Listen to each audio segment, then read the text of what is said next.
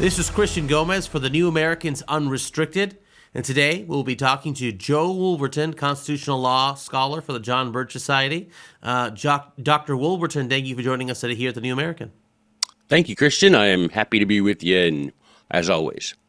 Well, we've had you on before to talk about convention estates, and of course, no surprise, that's today's topic again, convention estates. But it's been a while since we've had you to talk about their shenanigans. So what are their latest shenanigans? I see that they've introduced resolutions in multiple states, but this time it's not just resolutions that they're dragging along with them from state capital to state capital. I think they're bringing a new little friend with them. So can you enlighten us and tell us about the new addition to the COS carnival?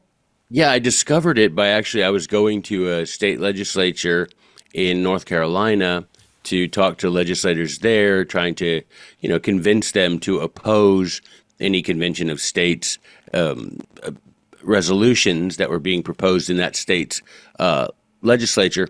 And one of the legislators asked me, do y'all have a llama? And I'm like, why would I have? I thought that was so out of left field, and I hadn't heard about it. And I asked her, a llama? Like, I didn't even get the joke. I thought, well, why would I have a llama? And he says, oh, because COS trots out their Liberty Llama. And I'm like, what is a Liberty Llama? And apparently, so I looked it up. I asked him, and he told me the story. Then I verified it with Google, and on the COS page, when they go to state legislatures, they take along a llama that they call a live, real-life llama that they call the Liberty Llama, and they dress him up, and they have a little pen for him, and they usually put him, across the street or somewhere so that people can come and have their picture taken with the Liberty Llama. And it's and I literally... you left yours back home in Tennessee. Yeah, I didn't bring I have an alpaca, which is... I have an anarchy alpaca, which I didn't think was appropriate. So but the Liberty Llama, I thought... I didn't think it was funny. The legislator thought it was funny, and other people in the room I thought that was so disrespectful. I thought that was making a mockery of something I consider sacred, to make a circus, a literal carnival out of the Constitution.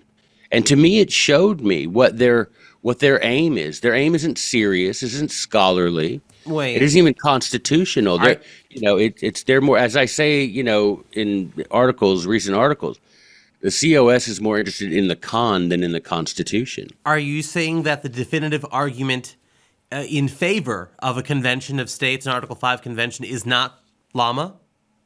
I don't think it is. I don't think that's their strongest point. And I don't think they have any strong points for clear thinkers. But it just smacks of an attitude that they believe this is all a show. This is entertainment. For them, it's anything that can churn up interest, and turning it into a little sideshow and making a circus of the Constitution to them is not beyond the pale, because for them, the pale is set at making money, not at restoring or preserving liberty. Absolutely. Well, so you trot out your llama and have people take pictures, and everybody talks about it, and it's dressed up, and it's absolutely ridiculous and shameful that people would descend to that sort of shenanigans to aid their cause, if they really were serious the way we are about the cause. Well, when you don't have an argument, I guess distraction is the second best thing you can utilize. Sure. And as of today's date of March of 2025, the Convention of States only has 19 states with live applications for a convention, and that it's been at the number 19 for at least 2 or 3 years at this point. They haven't gained any new states yet. That could change, but they have not attained any new states in a few years. But despite having spent millions to influence legislators. Every legislator I talked to... It doesn't sound like that was a cheap llama. Yeah, not a cheap llama. The hay is expensive these days. But every legislator that I talked to in these different states, they all say these guys are serious. They let us know that they're serious. They can help us with our campaign. I mean, and they all say the same story. If one guy or two guys, but every legislator I talk to says, everyone that I guess COS considers on the fence or is not avowedly, opposed to COS, they will make it clear that they have resources at hand that can help the legislator in his campaign, and they call every day and they offer this, that, and the other, and spend so much money in pushing for this, and for them to keep coming up, to the plate and striking out. To me, it seems like two things. Number one, legislators are catching on that they're wrong as far as history. They're wrong as far as the construction of the Constitution. And number two, that the people that support them are one of these days going to demand a return on their investment. And so it behooves us to stay in the fight. To when we take an occasional punch, it's definitely never been a knockout punch. And we have you and me and lots of us who are involved in this fight against Article 5, and we keep racking up the W's there, Christian. That's all I know. We just had them go 0 for 2 in Idaho. Yes, our field coordinator there, Leah Southwell of the John Birch Society, has done and others too have done fantastic work, but especially Leah Southwell mobilizing, organizing members of the John Birch Society to testify and to convince their legislators in those states, Wyoming, Idaho, South Dakota, and so forth, to oppose this. And we have seen win after win in terms of defeating the Convention of States and their deceptive tactics. All they have left is that so-called Liberty Llama, which is more, would you say it's more of a Trojan horse than it is anything else?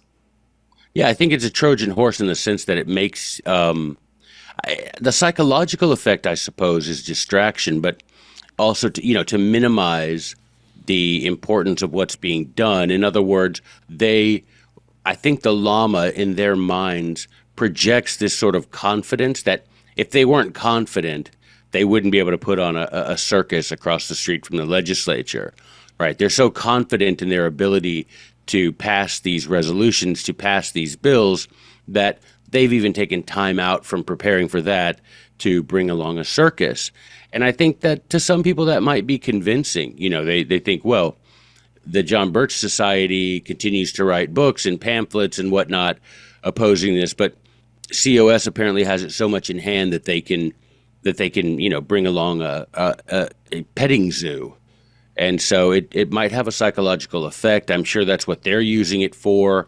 It's sort of maybe a misdirection. If you're familiar with magic, a misdirection makes someone look over one way while you slide the ball off the table and they didn't see. Sounds like a pickpocketer back in New York on the subway. There you go. Yeah, very popular. A shell game. Yeah, you recently wrote an article for the New American Magazine online as well, titled "Convention of States: The False Hope Hucksters," in which you describe how COS's latest scheme is basically nothing more than a Trojan horse dressed in constitutional garb, promising reform while preparing the kindling for a political inferno that could consume the Constitution entirely. That's how you begin your article in part. Can you tell us a bit about your article and COS? Is it a permanent fix or is it a permanent fraud, what they're promoting? Well, it's fraudulent in the sense that, and I don't mean that in the the way we defined criminally, but I mean it's fraudulent as in it's false.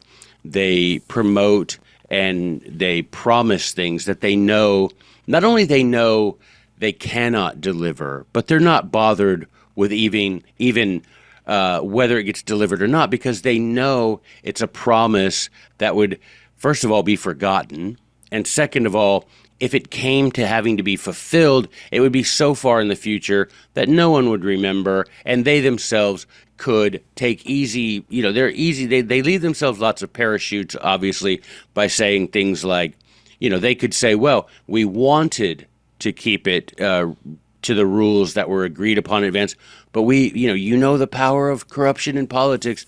We tried our hardest for you. We love this Constitution, but there was nothing we could do against the united forces of Hillary Clinton and George Soros and Bill Gates.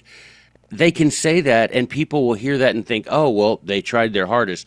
People won't go back and say, or most people won't go back and say, yeah, but they promised that that wouldn't happen. So we're documenting, we're keeping, as the kids say, we're keeping the receipts. So if the time ever comes, and I don't think the time ever will come, but if the time ever comes that there were a convention and these things were to go off the rails, we could remind people, look, we told you, not only we told you, but COS promised that these things would not happen. And they knew they wouldn't have to keep those promises any more than a candidate is expected to keep his campaign promises, which does bring me to a point that I make in the article. They opened in one of their blog posts, they opened by praising Doge and praising President Trump for reducing the size of the government and all of this sort of stuff. And then they make this typical bait and switch that they do. And they say, and so if you support President Trump, if you support Doge, if you support the cutting of the wasteful spending, then you should support a convention of the states because that's the only way to make these cuts permanent. That just isn't true. It's not true at all. But if someone is a sincere seeker of truth and they want these things to become permanent, and the only thing they hear is, well, a convention of states could make that happen, and then they follow up with, and the Constitution, they provided this. This is why the Founding Fathers provided this.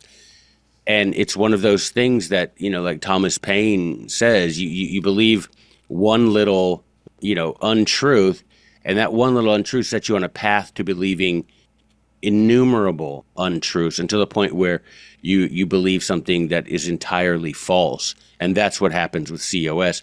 They prey upon patriots, otherwise well-intentioned constitutionalists, and they wrapped them originally in this flaxen cord of we've got to control the federal government, and before you know it, that flaxen cord has become chains of steel, which will bind them into whatever would be the unthinkable, unimaginable product of a second constitutional convention.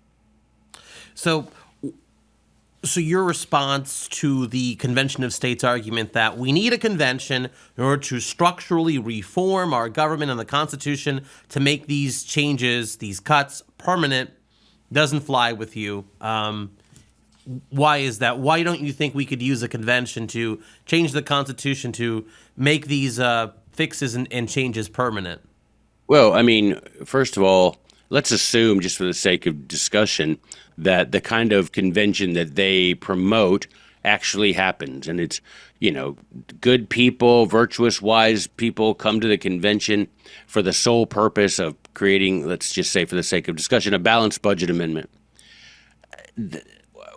How is adding another piece of paper to the document that these politicians already ignore, to the tune of $40+ trillion in debt, to the tune of a government bloated? Do you know this, Christian? Here's a fact that to say how bloated this government is. At the height of its size, at its largest, the Roman Empire had fewer bureaucrats employed than the state of Nevada has today. And Nevada is one of the least populous states, and they have more bureaucrats than the entire Roman Empire at its height. So these sorts of things, they think by adding an amendment to the Constitution that somehow adding that extra piece of paper is going to trigger some sort of desire in these corrupt politicians to suddenly be faithful to their oath of office. It's laughable. It really is laughable. It's like I've made the point in other places. It's like, if at a wedding vow, expanding the traditional wedding vows to really, double down on. Now, remember, you can't cheat on your spouse. You have to be faithful. So remember, you're going to be faithful. You're not going to cheat on your spouse. No one in their right mind thinks that adding extra reminders about being faithful to your spouse is going to prevent someone from cheating if he intends to cheat. And this is the way it is with Congress and with the president and with the courts. If these men are determined to violate the sacred oath that they swore to God, to preserve, protect, and defend the Constitution, they are going to do it regardless if that Constitution is 7 pages or 700 pages. They're going to do it because they don't feel inside bound to do it. And so when the COS says, but if we just had an amendment for a balanced budget, they would actually start doing it. Where's the evidence of that? The Constitution, as ratified, doesn't provide the authority to the federal government to do 90% of the things it does today. Absolutely. Article 1, Section 8 already limits the spending power of Congress to those just those things listed there in the powers that are enumerated to Congress. They can't go beyond that, but yet they do. So adding an amendment that says you really have to do this won't change anything, just like you mentioned. Yeah, it's with like the going wedding around. vows. It's the legislative equivalent of going around to each member of Congress and having a pinky swear. You know, you pinky swear you're not going to vote to expand the budget. You know, all of them are going to go, yeah, I pinky swear, whatever. Yeah, let's well, get they through already this. take an oath of office when they assume the office to Right. uphold the Constitution, and they break that on day one. So for Yeah, most of them, that's the first lie in office. Yeah, their hand is no sooner removed from the Bible than it's pushing a button to violate the oath they just swore with their hand on a Bible. If they can remember to put their hand on the Bible. Sure.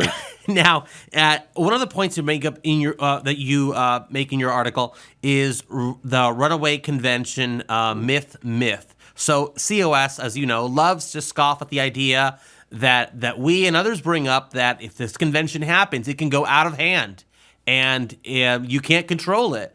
They seem to poo-poo that idea. So what is your response to Convention of States attacking the idea that the convention couldn't go runaway like they claim it won't happen? Well, it's a lie and it's sophistry because the framers themselves, many of them, including James Madison in Federalist 40, admitted that the delegates at that convention went beyond their original mandate. Now, Ferris likes to say, well, Congress didn't call the convention. You're splitting hairs, mate, and you know it. Congress did pass a resolution inviting the states to the convention in Philadelphia in May of 1787 with the express intent, it says, the sole and express purpose of proposing amendments to the then Constitution, the Articles of Confederation. They abandoned those. They adopted a new constitution, established a new form of government, and whether that new form of government, that new constitution, was good or bad is irrelevant. The indisputable historical fact is that they went beyond, and if you look through the resolutions passed by the several states who sent delegates, you will notice in there that it says your sole power is to go there and try and fix the Articles of Confederation, try and propose amendments. Nothing in any of them says, go there and, do whatever, give us a new government. That none of them say that, right? Now, and that's, where else are you getting your authority but from the states that, ended up convening there in Philadelphia, Congress that called for the convention. And if you read that page on the congressional record, it very clearly says that the delegates from New York and Massachusetts were pushing for this convention. Now we know we know Alexander Hamilton was one of the prima mobile of the convention. But the fact to pretend that the Convention of 1777 wasn't a constitutional convention when they all call it that. Every scholar who isn't paid by COS calls it a constitutional convention. And to say that convention did not exceed the boundaries set for it before it was called, that is historical malpractice. And to me, it's the purposeful misleading of otherwise well-intentioned patriots. Well, it seems like the strongest evidence that they want you to believe is the strongest evidence that they have on their side is the fact that Michael Ferris, who of Convention of States, wrote an article that was published in the Harvard Law Review. So by the simple fact of his published article in the Harvard Law Review that challenges the idea of a runaway convention, that proves right then and there that there was no runaway convention. What are your thoughts on that argument from COS, Rita M. Peters, and others citing, hey, all you have to do is read Michael Ferris's article from the Harvard Law Review? I don't know that publishing something in a Harvard Law Review exalts something to the status of scripture. His opinion, it's still his opinion, regardless of what journal it's published in. It's still Michael Ferris's opinion. And the fact is that, we have the record and, the convention. We know, and history shows, that a convention, and scholars teach. Gordon Wood, for goodness sakes, has an entire section in his book about the creation of the Republic explaining that a convention once convened cannot be constrained, not by theory, not by wishful thinking, and not by reminding people that Michael Ferris published something in the Harvard Law Review. Who cares? I'd rather read something true published in Mad Magazine than read a bunch of nonsense rubbish published in the Harvard Law Review. Okay. Oh, speaking of spy versus spy, well played. Yes. So, so Convention of States likes to make the claim that it will be one state, one vote. Is this not the case? Because after all, wasn't the original convention in Philadelphia one state, one vote? So wouldn't logic assume that perhaps a new convention would be one state, one vote? What history means nothing in this as far as how this convention. How would Philadelphia bind a future convention? First of all, we've got a lot of problems. Assuming Philadelphia would want to bind a future convention given their current political state. Right, but I'm saying the Philadelphia Convention of 1787, what would compel modern contemporary delegates from using Philadelphia 1787 as any sort of template for their deliberations? Nothing does, because first of all, we're lacking a few things that those men in Philadelphia had, which is virtue and education. I can't think of anyone that maybe Ron Paul and Thomas Massey, maybe a couple of guys that I would trust to sit there. But those two guys would probably demur and not go because they would say they don't trust themselves to sit down and tinker with the Constitution. But it's just Article 5 is so short and you got to remember, Article 5 lays out both methods of amending the Constitution. So, only half of it even deals with this convention of the states, which, again, not a phrase used in the Constitution. Why do they never go to their COS blog? Find me where they quote Article 5 to support their they don't. They quote Michael Ferris's article. They'll quote Rob Nadelson's book. They'll quote themselves. And don't forget the Liberty Llama. They'll quote the Liberty Llama, but what they never cite Article 5 because they can't. Because the idea that each state will get one vote and to claim that that's guaranteed to happen is laughable, Christian. It's laughable because Article 5 does not provide for any such process as that. It does not mention how the delegates. Do you understand? If we're going by Article 5, George Soros could be a delegate. There's no problem with that, right? It doesn't mention anything about qualifications for delegates. Who's going to impose the qualifications? Are you seriously going to tell me that Alabama is going to agree to a method chosen by Gavin Newsom or by Hillary Clinton, that they're going to say, okay, well, the Clinton-Newsom plan for how to appoint delegates, and are they going to be appointed by the governor? Are people going to say, we can't do that, we have to have them popularly elected? We've never had that done either. It's one of these things, when you start adding up the questions, and then you look to the other column, and there are no answers, and you look to Article 5, and there are no guidelines, you start to realize that these people are seriously building a house of cards, and it should worry you if you really, really desire Yeah. that the Constitution be followed. The way to ensure that it's followed is not to open it up to the fixing by a convention where we will have no control over who is a delegate. We will have no control over how they vote.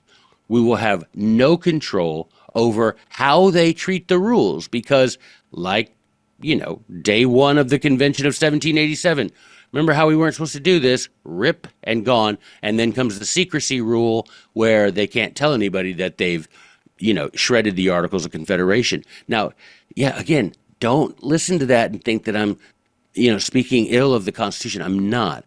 What I'm saying is whether, we get a good result or bad out of 1787 is irrelevant because what's going to happen, no one in their right mind is going to say that we have the caliber of men intellectually or with regard to morality and virtue and education that we had in 1787, a George Washington, a James Madison, a James Wilson, an Elbridge Gerry. No one's going to argue that these people, can be matched today.